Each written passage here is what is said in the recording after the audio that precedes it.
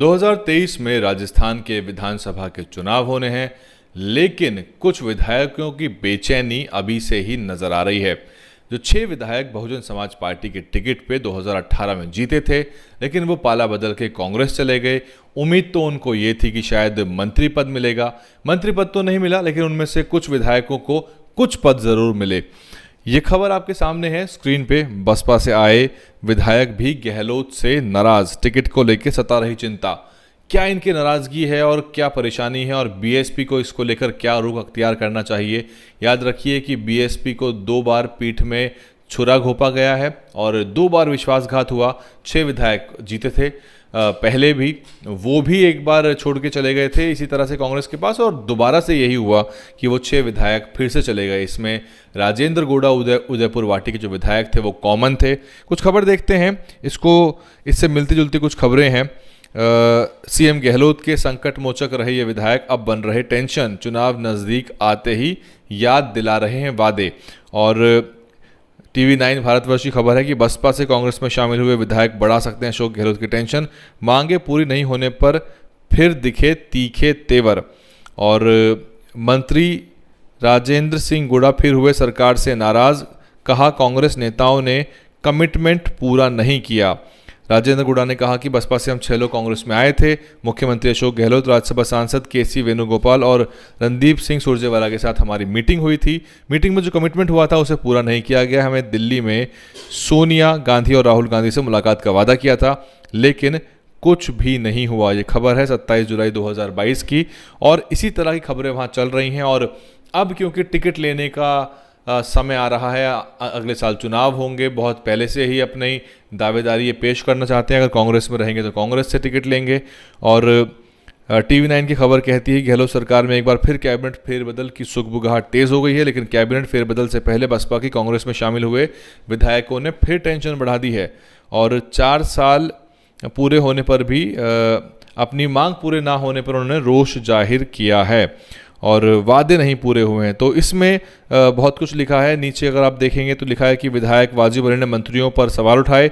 नगर के विधायक हैं ये, नगर विधानसभा से वाजिब अली जीते थे बसपा के टिकट पर। विधायक वाजिब अली ने कहा कि कई मंत्री ऐसा समझते हैं कि वो जिंदगी भर के लिए मंत्री बन गए हैं।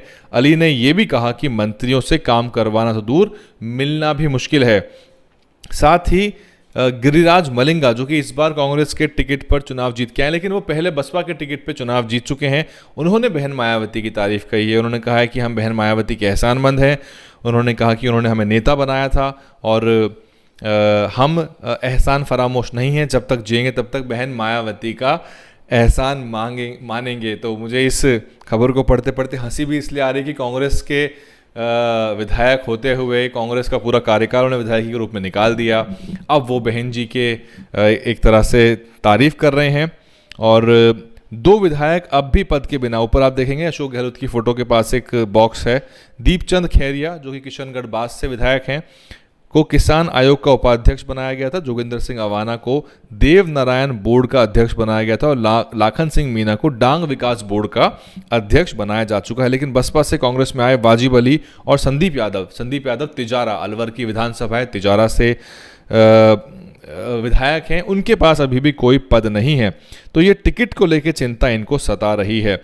तो ये बीएसपी के लिए भी एक तरह से पेचीदी स्थिति है, क्योंकि जनता को पता है कि ये 6 विधायक बीएसपी को छोड़ के जा चुके हैं, विश्वासघात किया है, लेकिन बीएसपी के टिकट पे जीते थे। कुछ नेताओं से भी मेरी बात हो रही थी और 1-2 प्रभारी भी बसपा कह रहे थे। इस बात पे मैंने पूछा कि क्या इनको दोबारा टिकट दिया जाना चाहिए, तो उनका कहना था कि अगर ये जीत सकते हैं तो दोबारा टिकट मिलने से बसपा का आंकड़ा बेहतर होगा। क्योंकि 6 विधायक जब ये जीते, चाहे भले ये कांग्रेस में चले गए बाद में, लेकिन इनकी जो रिकॉर्ड है, यानी कि जो 6 विधायकी है इनकी, वो और जो चुनाव में जो वोट मिले हैं वो बीएसपी खाते में गए और बीएसपी वहाँ राज्य पार्टी का दर्जा बरकरार रख पाई। लेकिन आप राजनीतिक और वैचारिक रूप से देखें इसको विचारधारा के हिसाब से, तो जो बार बार आपको धोखा दे रहा है, क्या उसको दोबारा टिकट दिया जाएगा? ये एक डिबेटेबल क्वेश्चन है। मेरा तो मानना ये है, मेरा निजी ओपिनियन है कि इनको टिकट दोबारा नहीं मिलना चाहिए, क्योंकि ये विधायक पहले भी केवल लालच के लिए बसपा में आए थे। विचारधारा से इनको बहुत ज़्यादा मतलब होता तो फिर ये विधायक छोड़ के नहीं जाते।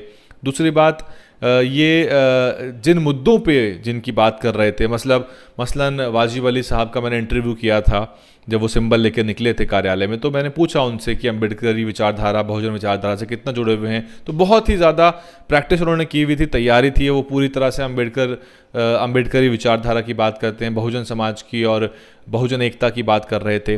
लेकिन बाद में फिर वो कांग्रेस में गए और उनके जो मुद्दे हैं वो बदल गए। तो ये एक तरह से जो मोहभंग इनका हो रहा है, तो ये मोहभंग अभी ही क्यों हुआ है, और इंतज़ार में तो पद के ये पहले से भी थे, अब अचानक ऐसा क्या हो रहा है, तो राजस्थान की जनता जनार्दन देख भी रही है।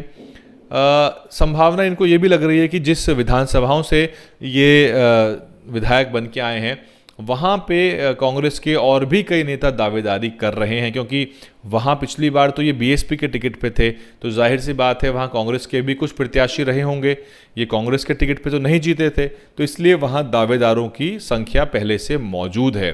तो ये बड़ा चुनौतीपूर्ण रहेगा बीएसपी के लिए। पूरे मुद्दे पे आप क्या सोचते हैं, आप कमेंट करके मुझे बताइए। सब कुछ आपको मालूम है, मैं बताता रहता हूँ लगातार।